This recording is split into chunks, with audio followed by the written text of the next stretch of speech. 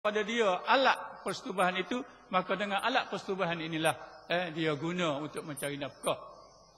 Satu masa dulu kita dengar seorang menteri wanita di Malaysia ni, dia kata kaum wanita ni, dia kata kalau terpaksa, dia kata kalau terdesak, dia kata bolehlah berzina untuk mendapat nafkah. Ini tak betul, ini tak betul. Zina adalah bukan satu cara untuk mencari nafkah dalam Islam. Kalau mu tidak berpegang dengan Islam, ikut mu lah. Tapi nak rayaknya, dalam Islam ni bukan cara kaum wanita mencari nafkah dengan cara berzina. Kemudian masyarakat Arab dulu bertaburan dengan majlis-majlis nyanyian. Kita tahulah, masyarakat Arab ni suara-suaranya merdu, indah. Kemudian dia ada hiburan dengan cara nyanyi. Kemudian Arab juga terkenal dengan raqs, dengan cara tarian-tarian. Maka di zaman jahiliah dulu, majlis-majlis nyanyi, majlis tarian-tarian ini adalah merupakan satu majlis yang dikatakan mencari hiburan. Jadi cuba kita tengoklah pula masyarakat kita hari ini ada ke tak majlis-majlis seumpama ini, nyanyian-nyanyian, tarian-tarian. Jadi kalau masing-masing ada, maka tak ada artinya kita hanya menyebut masyarakat jahiliah, sedangkan di negara kita masih ada perkara-perkara yang apa disebut dalam masyarakat jahiliah. Itu dari segi sosial, dari segi bidang sosial. Kemudian coba kita sentuh sikit dari bidang ekonomi. Bagaimana keadaan ekonomi di zaman sumber-sumber ekonomi di zaman jahiliah dulu? Pertamanya, antaranya yang miskin tetap menjadi miskin kerana tidak dibantu oleh yang kaya. Jadi yang miskin itu tetaplah miskin selama-lamanya kerana mereka tidak ada pembelaan. Maka sebab itulah bila tercetusnya, terbentuknya negara Islam, maka negara Islam telah memperdukan, telah mewajibkan kepada manusia-manusia yang kaya, maka ada hak di dalam harta mereka itu, hak-hak orang miskin, umpamanya melalui zakat, kalau hari raya pula zakat fitrah dan sebagainya. Maka ini adalah boleh meringankan bebanan orang miskin. Jadi dalam masyarakat jahiliah dulu tidak ada perkara-perkara seumpama ini. Artinya harta yang kita milik ini adalah harta Allah. Cuma kita tidak boleh kata harta kita 100%. Dalilnya kita tidak boleh membazir.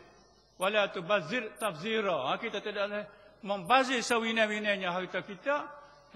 Dilarang. Kebasa kita kata harta kita ikut kita lah. Tetapi Allah SWT tidak membenar kita bazir. Artinya kita tidak mempunyai kuasa penuh di atas harta kita.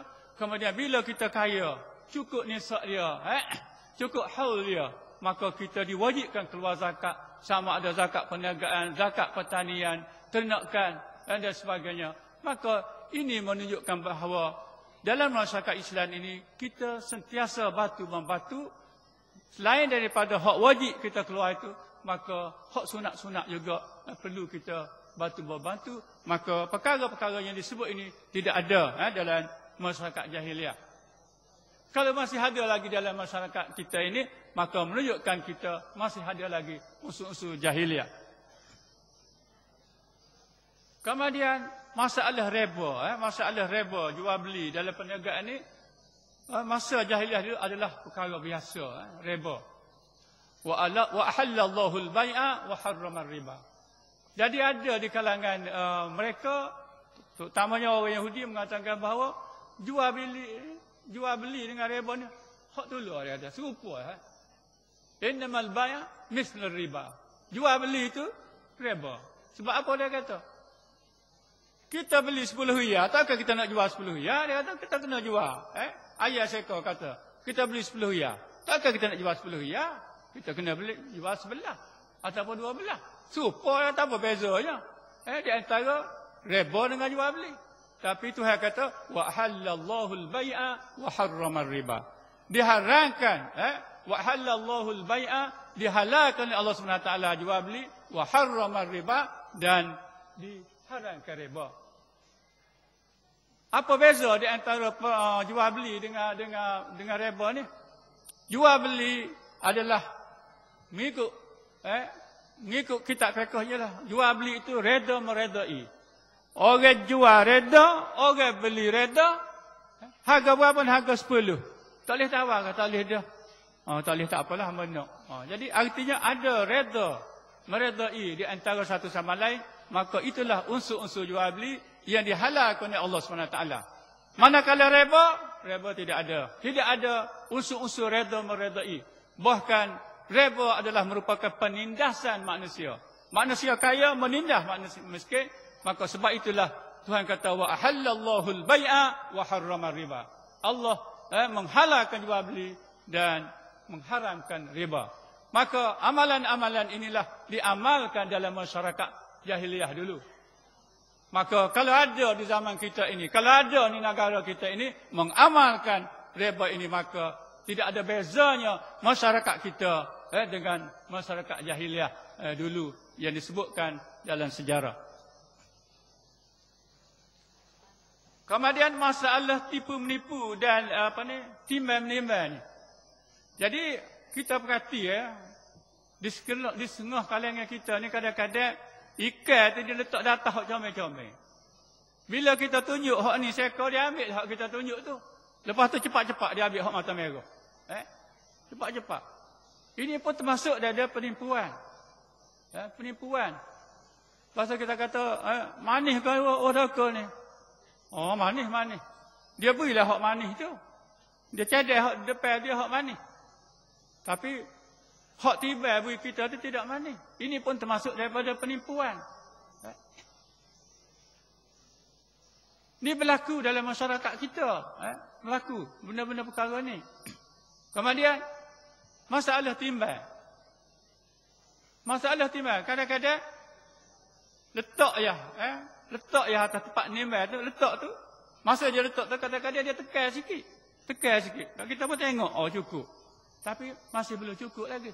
Maka ini dikatakan penipuan dalam jual beli. Banyak lagi lah perkara-perkaranya. Masa dia ngepek masa jual beli tu, dia royak molek, royak baik. Tapi bila kita buka, nak makan di rumah, maka perkara-perkara tu berlaku. Kadang-kadang maaflah, hak jual. Kadang-kadang tak habis hari ni, dia perangat. Kita beli, balik makan tu belendar. Ini pun termasuk daripada penipuan. Kalau masih berlaku dalam masyarakat kita benda lagu ni, sama lah dengan masyarakat Arab jahiliyah dulu. Jadi perkara-perkara ni, kepada ahli-ahli meniaga ni, kita nasihat supaya, sebab tarikh meniaga itu rading.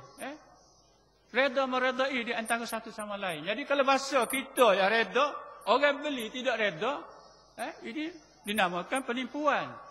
Maka tidak termasuk daripada ta'rif wa halallahu al-bai'a.